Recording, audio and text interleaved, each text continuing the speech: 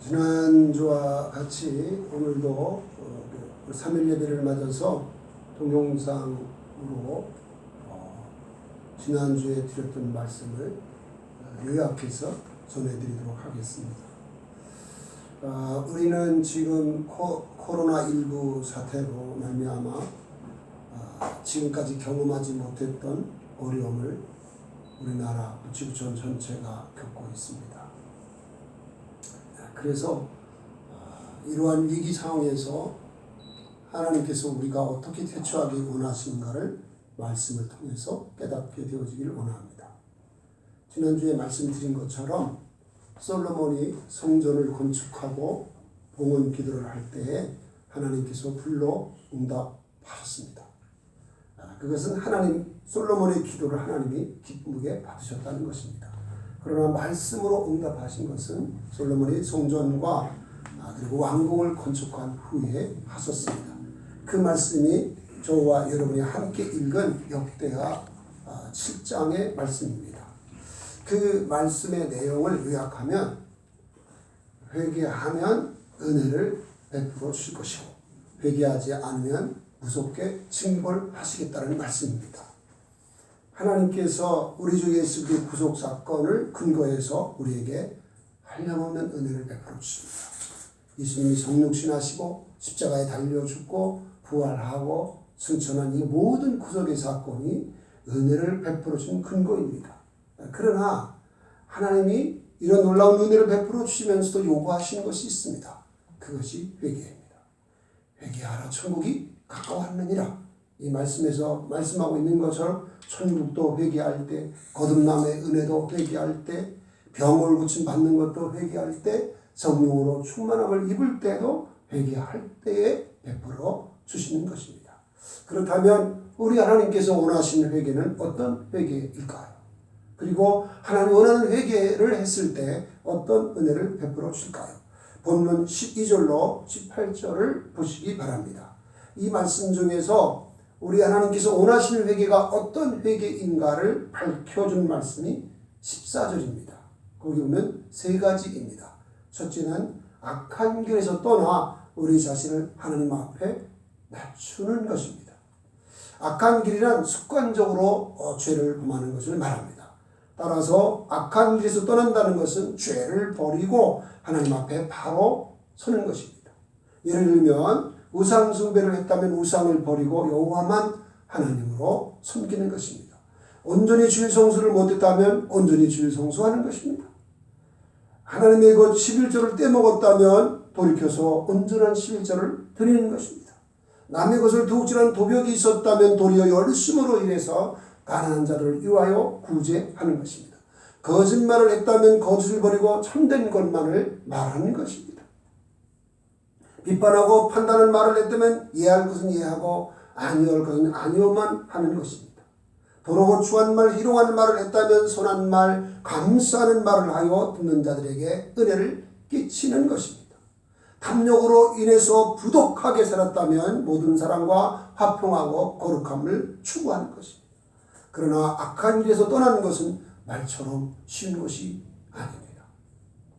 날마다 하나님을 만나야 합니다. 야고보서 4장 8절로 10절에 보니까 하나님을 가까이 하라.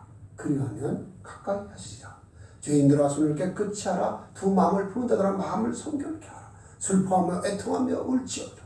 네 자신을 주 앞에서 낮추라. 때가 되면 주께서 높이시라 말씀하셨습니다. 무엇으로 하나님을 만납니까? 기도와 말씀을 통해서 하나님을 만나는 것입니다. 이렇게 자주 습관적으로 하나님을 만나는 시간, 이것을 경건 시간이라고 하는 것입니다. 하나님을 만나면 무슨 죄를 범했는지 깨닫게 되어지고 회개하게 됩니다.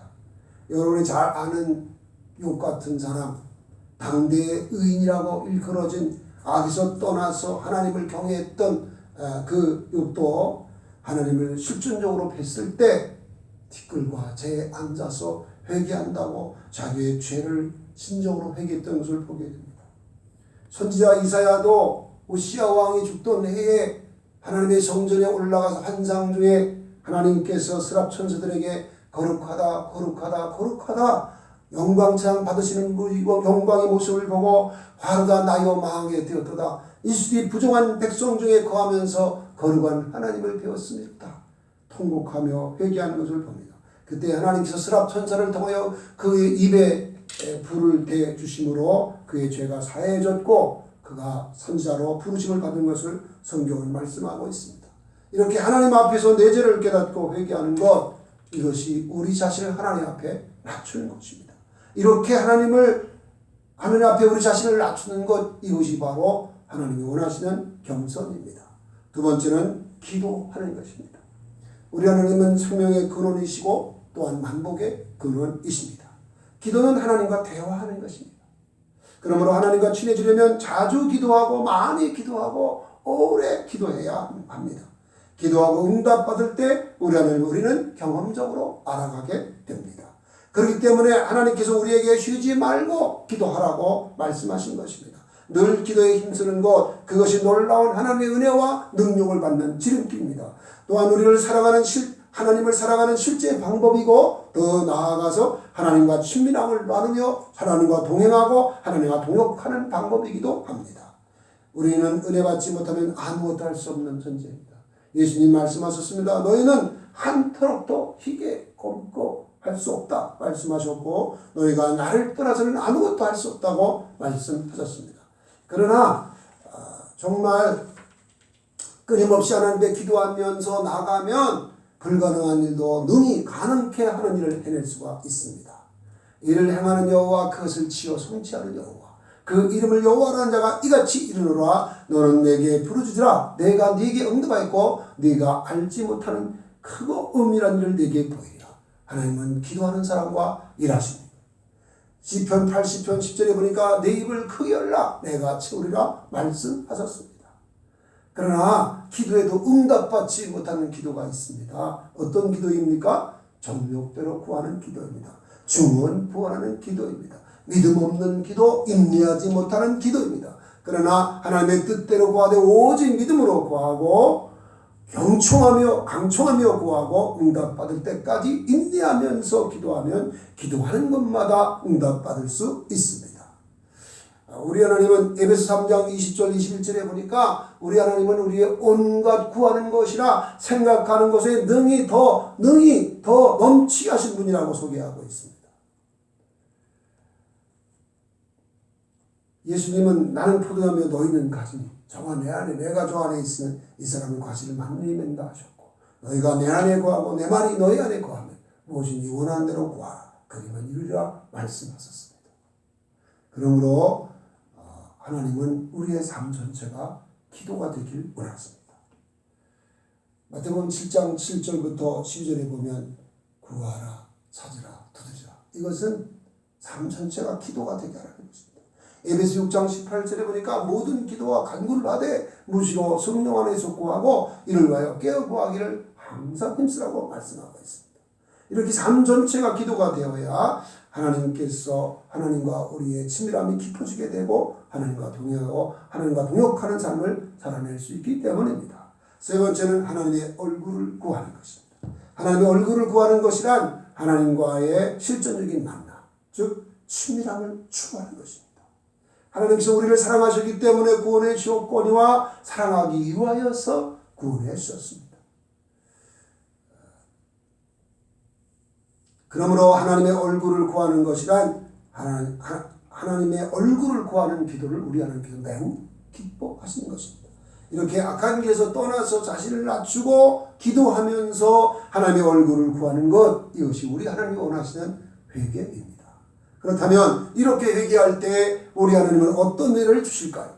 다음과 같이 세 가지 은혜를 주십니다. 첫째는 지은 죄를 용서해 주십니다. 죄를 범하면 하나님과의 관계가 깨지면서 마귀에게 지배를 당합니다. 요한일서 3장 8절에 보니까 죄를 범하는 자는 마귀에게 속하나니 말씀합니다. 또 요한복음 10장 10절에 보니까 도둑이 오는, 이 도둑은 사단 마귀를 가리키는데 도둑이 오는 건 도둑질하고 죽이고 멸망시키는 것뿐이라고 했습니다. 죄를 져서 마귀에게 잡히면 도둑질 당하고 죽임 당하고 멸망당한다는 것이지. 로마서 6장 23절에 보니까 죄의 삭은 사망이라고 했습니다. 여기서 말하는 사망은 하나님과 관계가 깨어지는 것을 말하는 것입니다. 이 상태가 바로 포도나무에 떨어진 가지처럼 되는 것입니다. 사람이 내 안에 거하지 아니하면 가지처럼 밖에 버려져 마르나니 사람들이 이것을 모아다가 불에 던져 살아납니다. 아무리 하나님과의 관계가 기뻤어도 하나님과 죄를 반복적으로 범하고 하나님을 떠나게 되면 가지에 나무에서 떨어진 가지처럼 이렇게 비참함을 당하는 것입니다.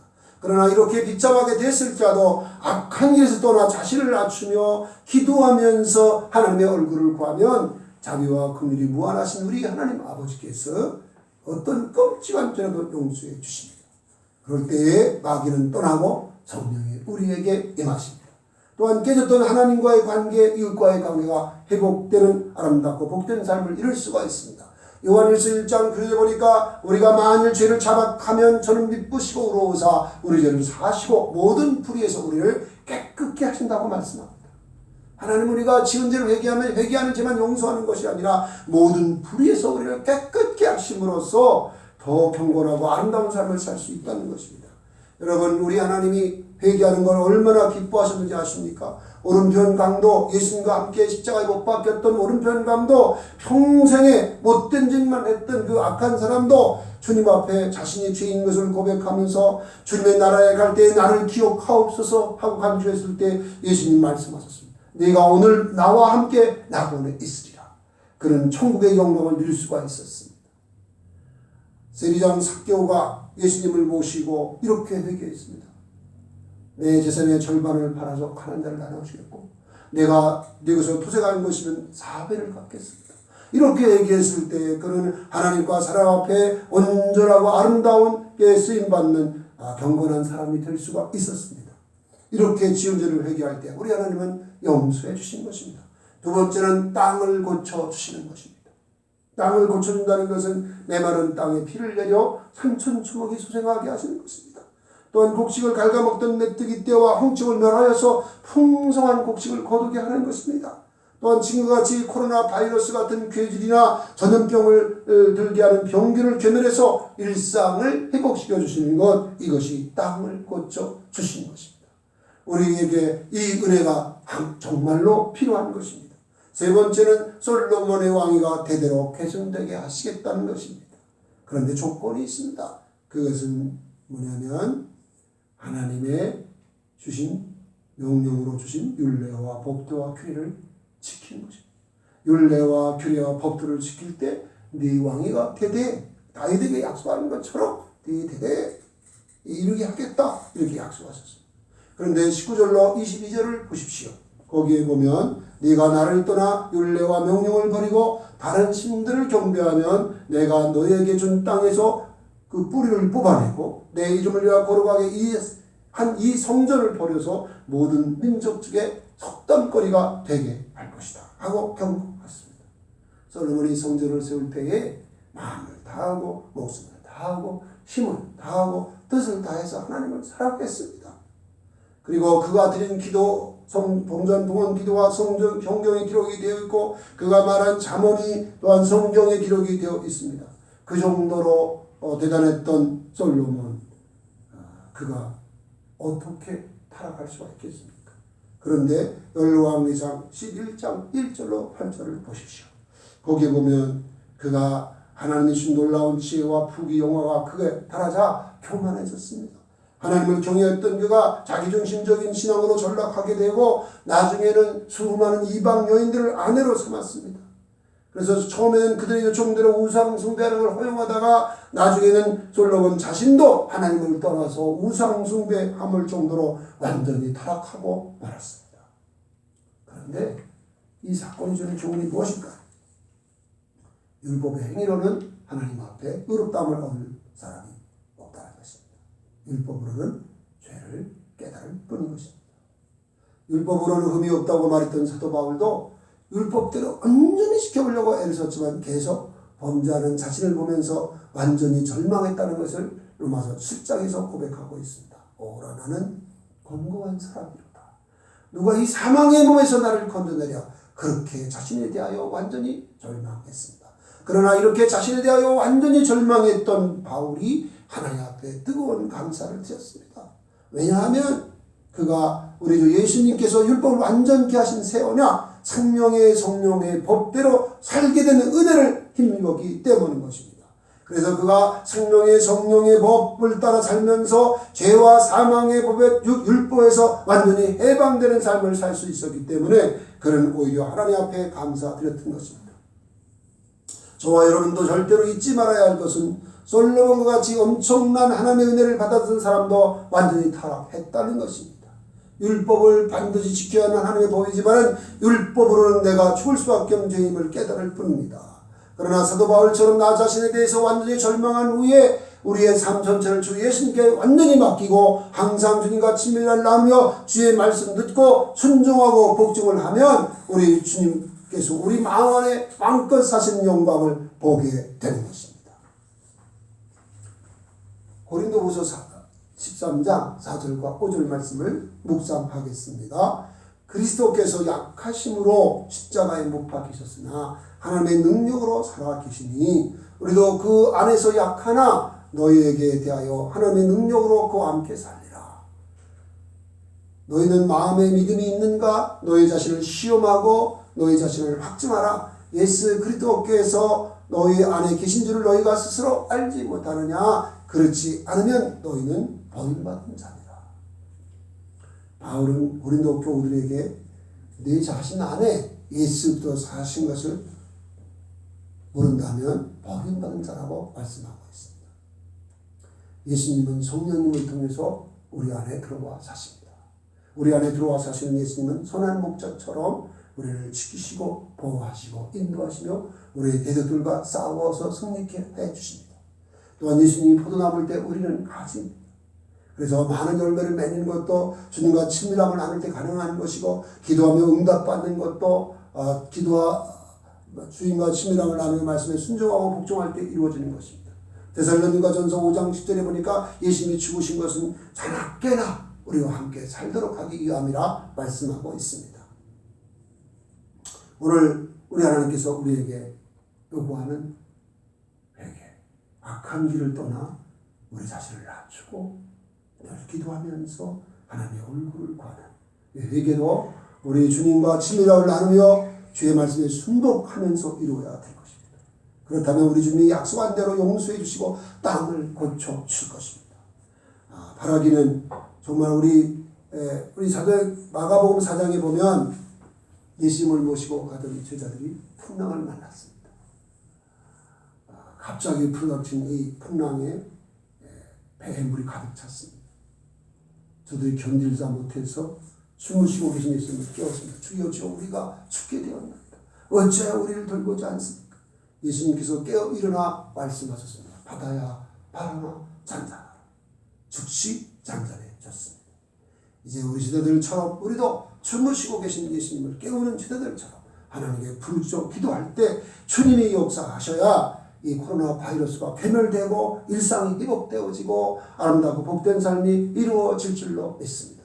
이 은혜를 누리는 저와 여러분 되어지기를 예수님의 이름으로 축원합니다.